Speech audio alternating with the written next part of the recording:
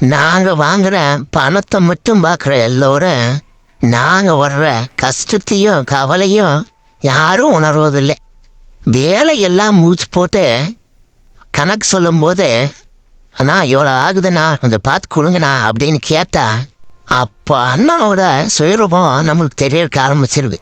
தம்பி, எனக்கு இந்த டேப்பில் தண்ணி வரல, எனக்கு இங்கே தண்ணி போக மாட்டேங்குது, நீ பைப்பு இப்படி அடிச்சிட்ட அப்படி அடிச்சிட்ட அப்படின்னு சாக்கு போக்கு சொல்லி நம்ம பணத்தை அத்தை போகிறவழி அண்ணன் அவங்க குறியாக்குறாங்க.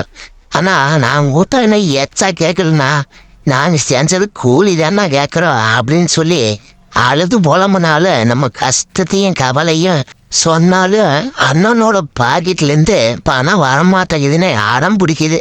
அப்போதான் ஏதோ ஒரு வழியா ஒரு சில ஆளுங்க சரி இந்த தம்பி இத்தனை கொடுக்க மாட்டேன், இத்தனை தான் இருக்குதுன்னு சொல்லி கொடுக்குறாங்க. இன்னும் சில ஆளுங்க இப்போ பணம் இல்லை தம்பி அப்புறம் கொடுக்குறேன்னு சொன்னாங்கன்னா அந்த பணம் அதோடு போயே போச்சு.